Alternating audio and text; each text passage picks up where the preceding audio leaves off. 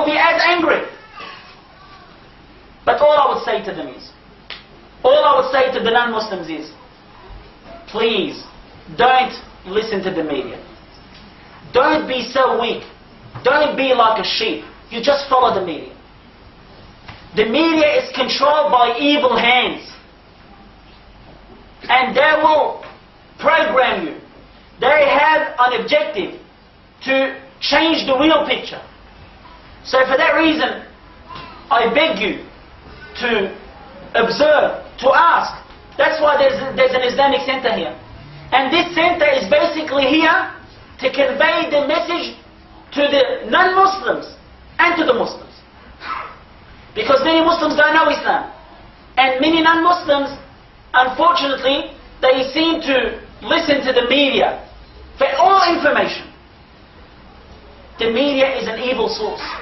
Majority of media. And they want news. They don't care how they get it. They don't care if it's truthful or not. And they know that a person like me can't go to court. I can't afford to take Rupert Murdoch to court. And here they are. They take advantage of our weakness. But we Muslims have belief in Allah subhanahu wa ta'ala. We believe that one day there's going to be the courts of courts. We believe in the day of judgment. We believe in the day of resurrection. Many of the brothers and sisters said, oh Hamza, they defamed you, you're going to do this, you're going to do that. And that's not the first time. This is the third or fourth time that I've been on the media. But I know that there's God. Allah subhanahu wa ta'ala will take my rights. I know that. And that's the difference between Muslims and non-Muslims. We believe in our Creator. We believe that justice will be established. Now they have a lot of money, they can bail themselves. They have good solicitors and barristers and QCs, they can do almost anything. They can bribe anyone. But, wallahi, the day of judgment, Allah subhanahu wa ta'ala has said in Al-Quran, وَلَا يَظْلِمُ رَبُّكَ مِثْقَالَ ذَرَّةٍ. And Allah subhanahu wa ta'ala does not oppress an atom weight. An atom weight. Allah does not oppress anyone, regardless of their belief. Because Allah is the most just. So for that reason, we need to understand this. And as a proud Muslim Australian, I'm a proud Muslim Australian. I want you to understand this. I love this country. And I have the right, and that's the beauty about this country, that I can express my opinion. So if I said, for example, in my talk, I found it amazing that a man can rape his wife. Obviously people have pounced upon this, and they have related this little saying that I've said to women, to violence. Well, first of all, when I disagree with the law, it does not mean that I endorse this law. If, for example, this law has been changed from 1983, that if a man forces himself onto his wife, it's called rape. Now, I disagree with this law. And as an Australian Muslim, I have the right to disagree. There are many politicians that disagree with many laws. That's why in Canberra, every week, they change laws. But if I disagree with it, it does not mean I tell people to do it. It does not mean that I endorse this. If I disagree with something, for example, at the moment out there on Sydney Road, it's a 60 zone. If I said, well, 60 zone is too fast, for example, it should be 40, I disagree with the law. It does not mean I'm telling people to drive 40 or 100. I disagree. And I have the right to do so. May I express my opinion? Isn't it the land that, the land of democracy that a person can speak? So if I disagree with something, it does not mean I tell people to, rape or be violent as you guys have interpreted. This is something that we need to keep in mind. I am the caller of being a law-abiding citizen. And I'm doing this, again, as I said, wallahi not to please Kevin Rudd. I am here to please my Creator. And that's what my Creator wants me to say. And everything that I say, I have a good connection with scholars overseas. I have a good relationship with scholars overseas. And everything that I say, I go back to them. Because Islam is not what people think.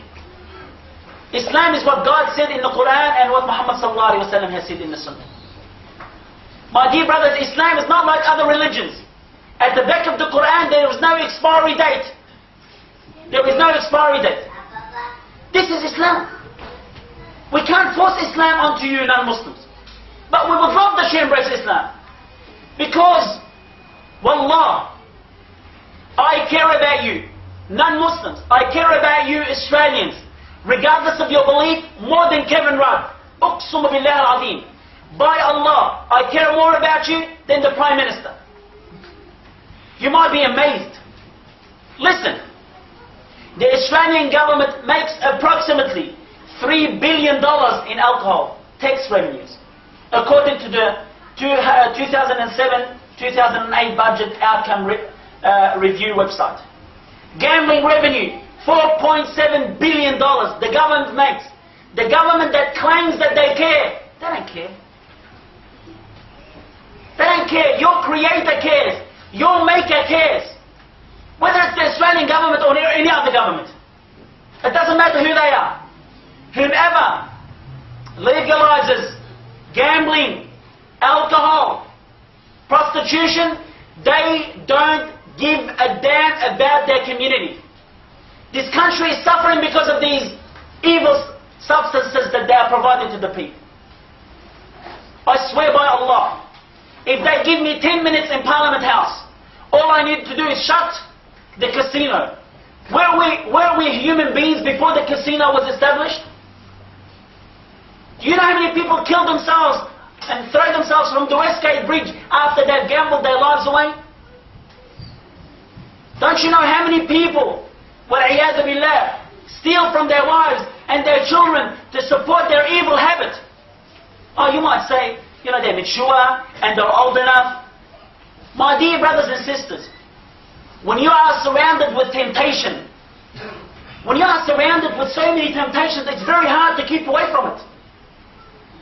It's very hard. It's like you casting someone in water, throwing someone in water and say, hey, don't become wet.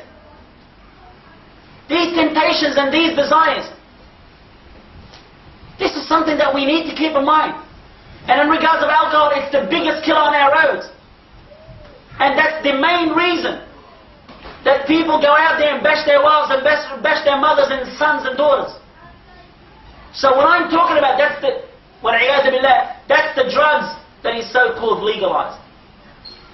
If I had the opportunity, Wallah al-Azim, first of all the casinos will be closed all around the country. The TABs.